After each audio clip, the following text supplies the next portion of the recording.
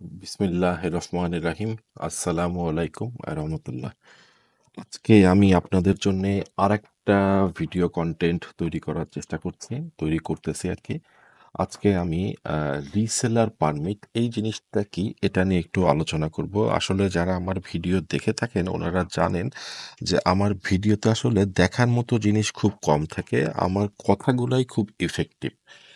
আমার কথাগুলো ফলো করলে আপনারা যারা বাংলাদেশে বসে অ্যামাজনে বিজনেস করতে চাচ্ছেন বা পৃথিবীর যেখান থেকে বসে অ্যামাজনে বিজনেস করেন অথবা আপনি ইউএসএ বসেই অ্যামাজনের বিজনেস করেন, আপনাকে এই জিনিসগুলো ফলো করতে হবে। এই জিনিসগুলো আপনার লাগবে অ্যামাজন বা ড্রপ শিপিং, বা আপনি যদি ইউএস মার্কেটে কোনো কিছু সেল করতে চান, সেটা আপনি যেখানেই থাকেন, আপনি ইউএস সিটিজেন হন, ইউএসএ থাকেন, আপনার জন্য প্রযোজ্য। আবার যিনি ইউএস সিটিজেন না, অন্য দেশে আছেন, Bangladesh, India, Pakistan, Malaysia, Japan, যেখানে থাকেন ওনার জন্য এই জিনিসগুলো প্রযোজ্য।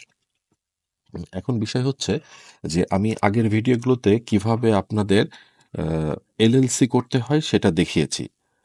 তারপরে আপনাদের কিভাবে আপনারা ইন নাম্বারটা পাবেন সেটাও আমি দেখিয়েছি। আজকে আমি যেটা দেখাবো সেটা হচ্ছে রিসেলার পারমিট।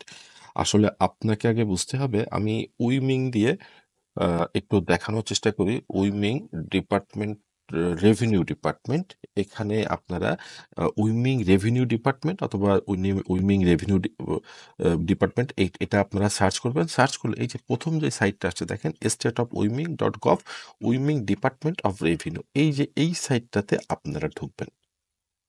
আচ্ছা, আমরা তো উইমিং এ ঢুকে গেলাম, তার আগে একটু আলোচনায় আসি যে রিসেলার জিনিসটা কি। রিসেলার জিনিসটা হচ্ছে অনেকটা বাংলাদেশে যারা বিজনেস করেন ভ্যাট সম্বন্ধে যাদের আইডিয়া আছে ওনারা বুঝতে পারবেন যে এটা অনেকটা আমাদের ওই ভ্যাটের মতন। ভ্যাট যে লাইসেন্সটা থাকে আপনাকে যে ভ্যাটটা দিতে হয় সেটার মতন। এখানে কিছু কথা বলে নেওয়া ভালো। তার আগে আমি ইউএসএ ম্যাপস ইন গুগল,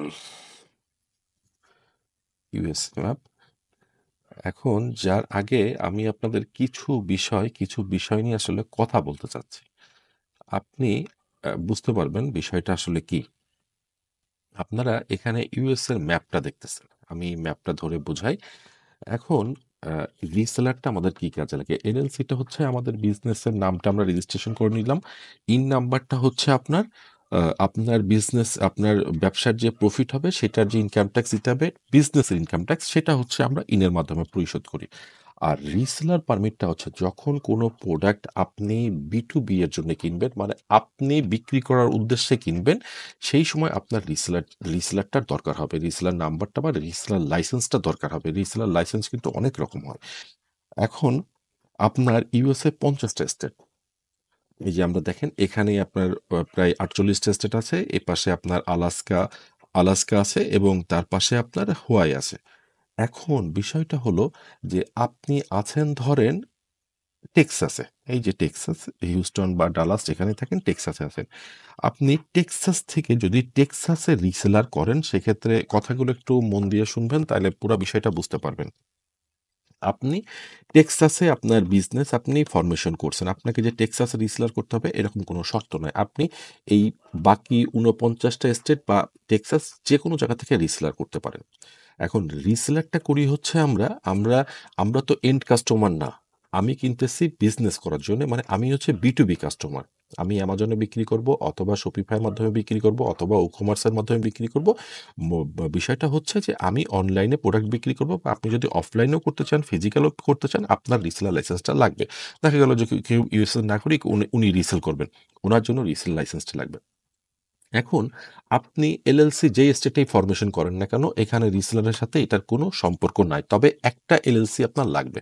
আমি ধরলাম আপনি টেক্সাসে করছেন অথবা আপনি এখানে আ আ এখানে আপনি উইমিং এ করছেন। ঠিক আছে? বা ফ্লোরিডাতে করছেন আপনি।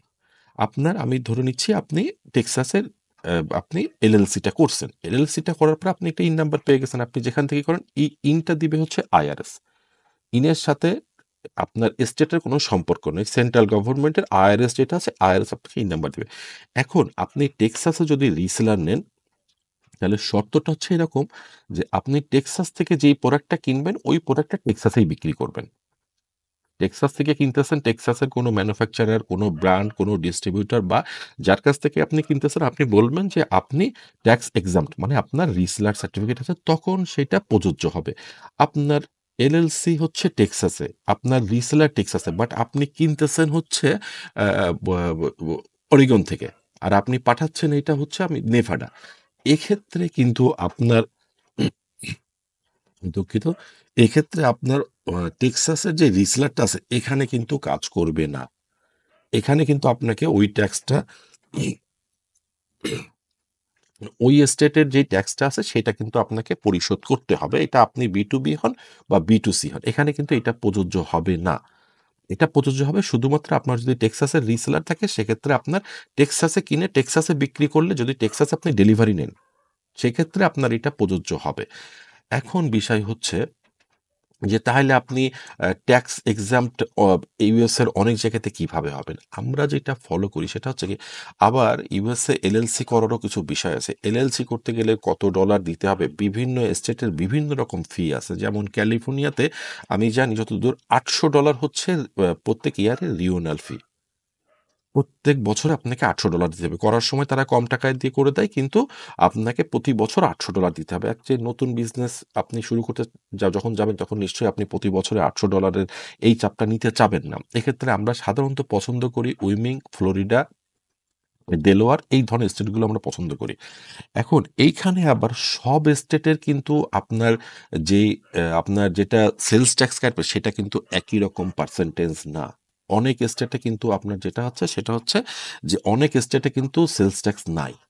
অনেক প্রোডাক্টের ক্ষেত্রে নাই, আবার অনেক প্রোডাক্টের ক্ষেত্রে আছে। সেলস ট্যাক্সটা প্রোডাক্ট আপনার স্টেট অনেকগুলো অনেকগুলো বিষয়ের উপর নির্ভর করে। দেখা গেল যে একটা স্টেটে আপনার সেলস ট্যাক্স হচ্ছে 0 থেকে 2% বা 0 থেকে 8%। কিছু প্রোডাক্টে আপনার 0% ট্যাক্সই নাই। কিন্তু কিছু প্রোডাক্টে আবার ট্যাক্স থাকতে পারে। আবার এরকম স্টেটও আছে যেখানে আপনার কোনো সেলস ট্যাক্স নাই। সেই স্টেটে আপনার রিসার্চ করার দরকার নেই। এখন আপনি যদি চান যে না আমি যখন আপনার বিজনেসটা বড় হবে, যখন আপনি ছোট করে করতেছেন Amazon এ বিজনেস শুরু, তখন আপনি যেই স্টেটে করবেন সেখান থেকে একটা রিসেলার নেন। এখানে আপনি একটু চালাকি করতে পারেন। যেমন আমার এক কাস্টমার, তাকে আমি উইমিং এ এলএলসি করে দিলাম। উইমিং এ এলএলসি করে দেওয়ার পরে আমরা ইন নাম্বার পেয়ে গেছি। ইন নাম্বার পাওয়ার পরে উইমিং অথরিটি বলতেছে তারা রিসেলার দিবে না। তারা রিসেলার দিবে না, দিবে ২ টা শর্ত সাপেক্ষে। এক হচ্ছে আমরা তো ভার্চুয়াল অ্যাড্রেস দিয়ে বিজনেস ফরমেশন করি। ঠিক আছে? এক হচ্ছে যে তার উইমিং অথরিটি নতুন যে নিয়মটা করছে এই যে গত জুলাই থেকে, সেটা হচ্ছে তার ফিজিক্যাল অফিস থাকতে হবে, অথবা তাকে 100K মানে $1,00,000 সেলস প্রিভিয়াস ইয়ারে থাকতে হবে। এখন যারা নতুন লাইসেন্স আপনার এলএলসি করতেছেন বা রিসেলার ফরমেশন করছেন, তাদের তো কোনো সেলস নাই। $1,00,000 তো মানে প্রশ্নই আসতেছে না। তাদের তো সেলসই নাই। যদি আপনার $1,00,000 থেকে আপনি পাবেন।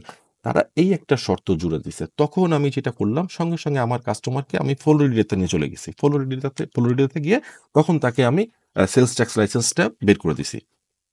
উনি উনার এলএলসি উইমিং এ, উনার রিসেলারটা হচ্ছে ফ্লোরিডাতে। এটাতে কিন্তু কোনো সমস্যা নেই। এখন আমরা যেটা করি সেটা হচ্ছে আপনি খুঁজে দেখবেন যে কোন স্টেটের এলএলসি ফি কম, এবং যেই স্টেটে এলএলসি ফি কম আপনি সেখানেই করেন। ঠিক আছে? আর রিসেলারটা করেন যেখানে আপনার রিসেলার ফিটা কম, সেখানে আপনি রিসেলার করেন। আপনার কোনো সমস্যা নেই। আর যখন আপনার বিজনেসটা বড় হবে তখন আপনাকে যেটা করতে হবে, তখন আপনাকে করতে হবে, ধরেন আপনি এপাশে যেটা আপনার আমরা আমরা দক্ষিণ বলতেছি, দক্ষিণে আপনি টেক্সাসে করলেন। ঠিক আছে? এদিকে আপনি আ নিউ ইয়র্কে করতে গেলে কিন্তু আবার আপনাকে আইটিন লাগবে। নিউ ইয়র্কে রিসেলার করতে গেলে আইটিন লাগে, এটা একটা ঝামেলা আছে। ঠিক আছে? এদিকে আপনি কোনো একটা স্টেটে করবেন। ঠিক আছে? আপনি এদিকে কোনো একটা জায়গাতে করবেন। ঠিক আছে? এদিকে কোনো একটা জায়গাতে করবেন। আপনার যদি মিডলে কোনো একটা জায়গা থেকে করবেন। আপনার যদি যখন আপনার বিজনেসটা বড় হবে, যখন আপনার কয়েক লাখ ডলারের সেল আসতেছে, আপনার অনেকগুলো প্রেপ সেন্টারে আপনি সার্ভিস দিচ্ছেন, তখন আপনি করবেন কি? এই পুরা ইউনাইটেড স্টেটসকে কয়েকটা অঞ্চলে ভাগ করে ফেলবেন। তাদের ইস্ট ওয়েস্ট তো তাদের আছেই। আপনি ইস্ট ওয়েস্ট বাদে নর্থ ওয়েস্টও করে নিবেন। মিডলও করে নিবেন। ঠিক আছে? এই যে নেভাডা, উঠা, কলোরাডো, এইখান থেকে একটা করবেন, এখান থেকে একটা করবেন, এখান থেকে একটা করবেন, এখান থেকে একটা করবেন, এদিক থেকে এখান থেকে একটা করবেন। এটা হচ্ছে আপনার রিসেলার। তাহলে আপনার সুবিধা হবে, তাহলে আপনি অনেকভাবে ট্যাক্স এক্সাম্পট হতে পারবেন।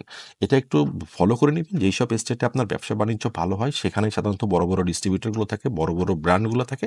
এটা আপনি অনেকগুলো স্টেট ভাগ করে নিতে পারেন। যখন আপনার বিজনেসটা বড় হবে। কিন্তু আপনি যখন ছোট পর্যায়ে আছেন, যখন আপনি শুরু করতেছেন, তখন আপনি একটা স্টেটে করেন। কোনো সমস্যা নেই।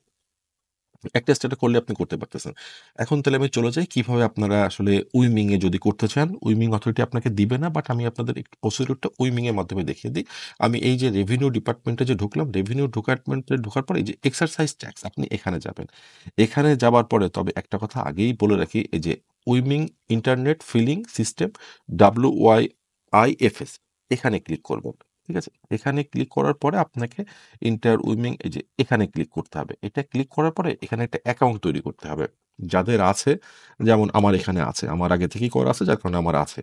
আপনি এখান থেকে যেটা করবেন যে এই যে new user click here to sign up, প্রথমে আপনি সাইন আপ করবেন, তারপরে আপনি রিসেলারের জন্য অ্যাপ্লাই করবেন। ওখানে কিন্তু টোবাকো লাইসেন্স আছে, অনেক ধরনের লাইসেন্স, এটা কিন্তু বুঝতে হবে।